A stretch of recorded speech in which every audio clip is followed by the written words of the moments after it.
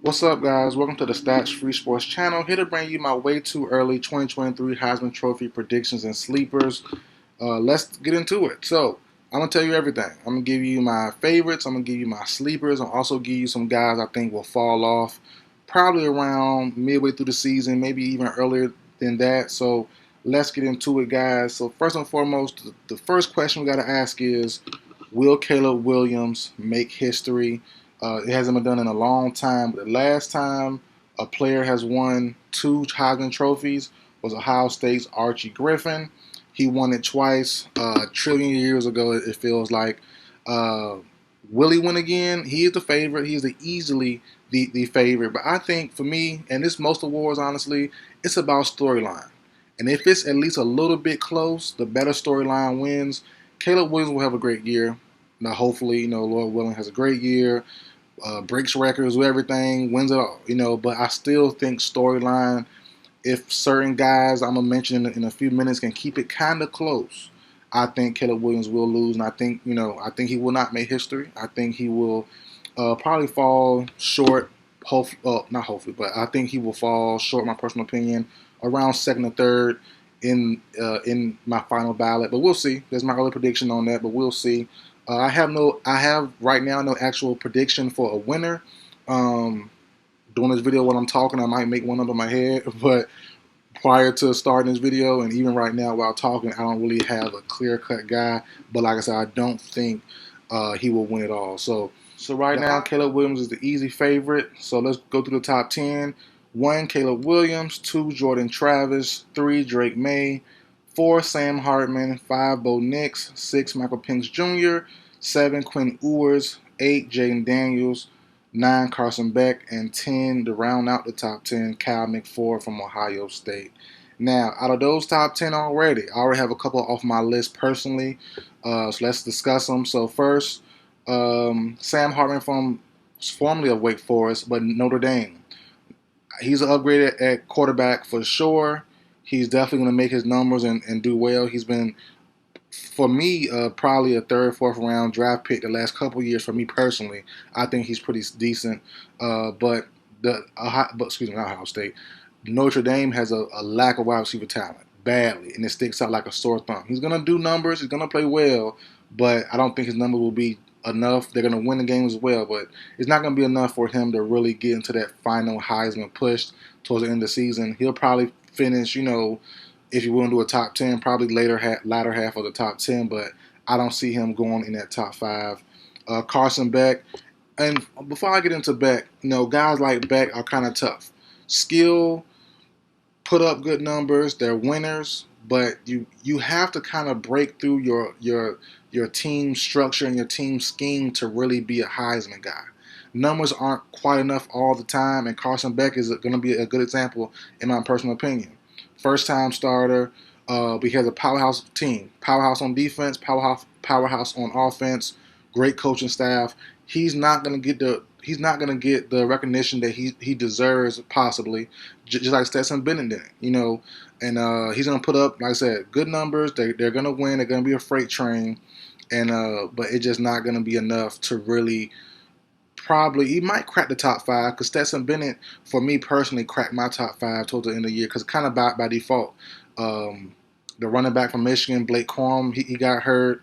A couple other guys, Bo Nix lost to I forgot who, and he kind of fell off my list a little bit, so it fell down my list. So Stetson Bennett did finish in my top 5 kind of by default. So some of these guys might rise towards the end just by default, injury, stuff like that, but I don't think there's really a shot Carson Beck can honestly win. And also, Ohio State fits the same list. Cal McCord, same thing as Carson Beck. Same thing applies. I don't see him having a real chance at winning it. Powerhouse, bunch of weapons. You're expected to do good and put up good numbers. So that's that there.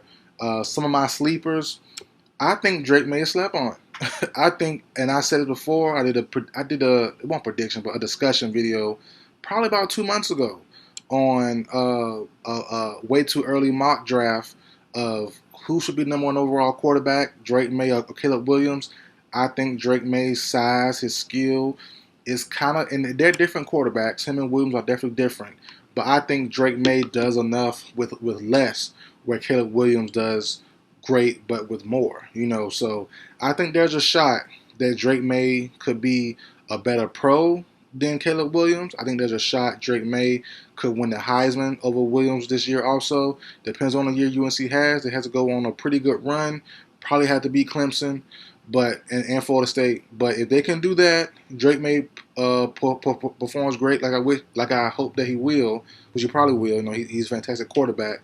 I think there's a chance that we could see Drake May's storyline and also his skill set be on display towards the end of this season here. So if he can have UNC as a dark horse winner of the ACC, which is definitely possible, I think they could definitely crown Drake May the winner.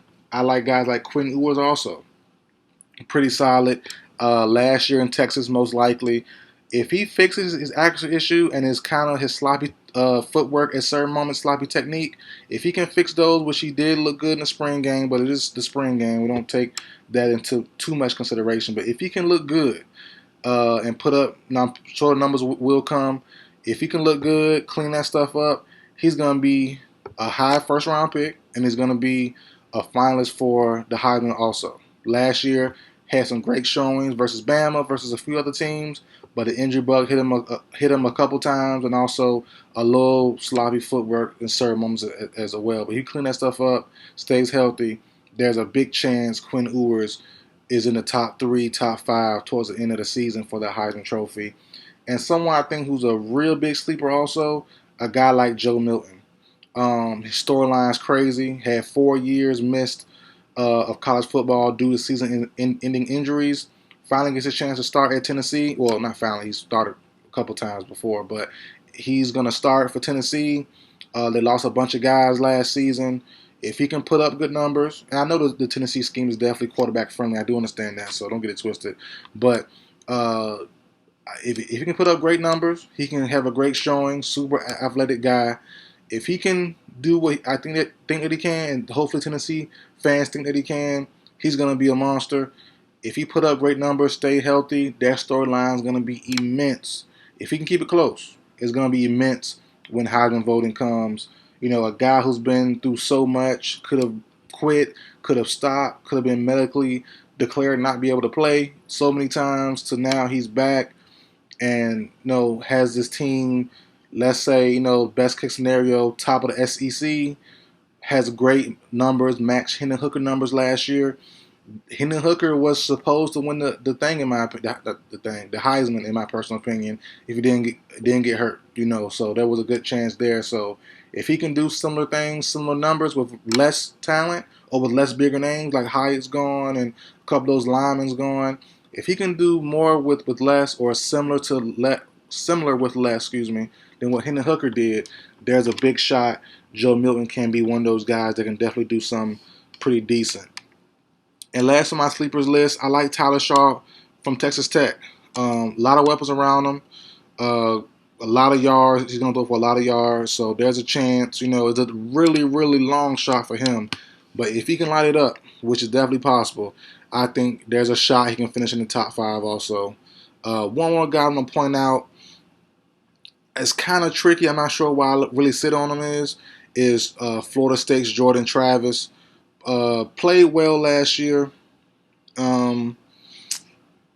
He got some new weapons. He has Winston Wright Jr., who's returning from a leg injury. He has Keon Coleman, Michigan State transfer.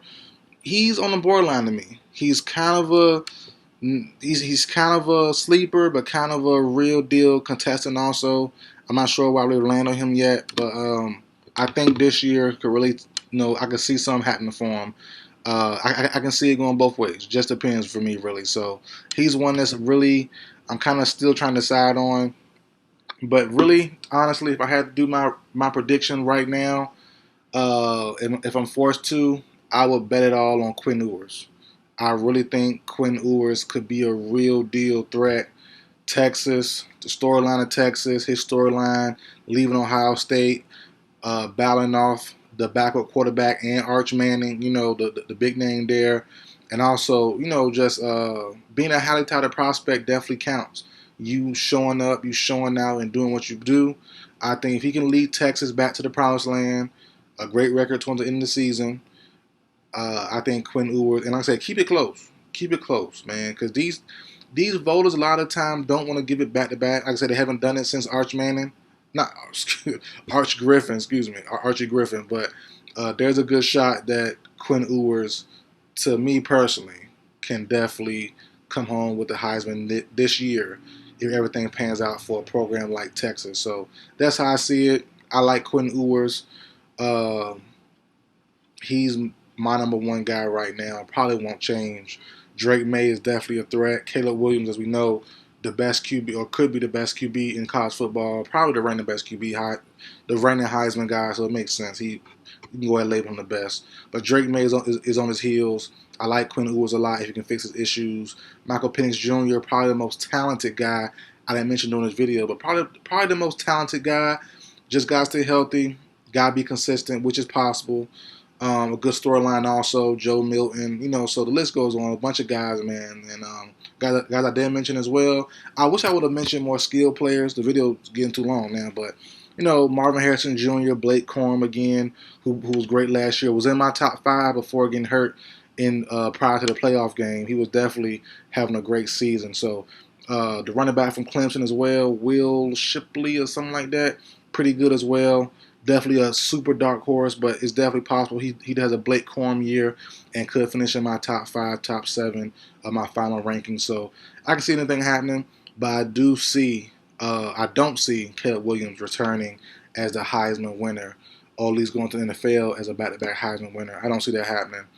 He's going to have a heck of a year, hopefully, but I think someone will keep it close, and their storyline and their newness will probably take over and win the Heisman for them. So that's it for video, guys. Like, share, comment, subscribe. I will see you guys next time.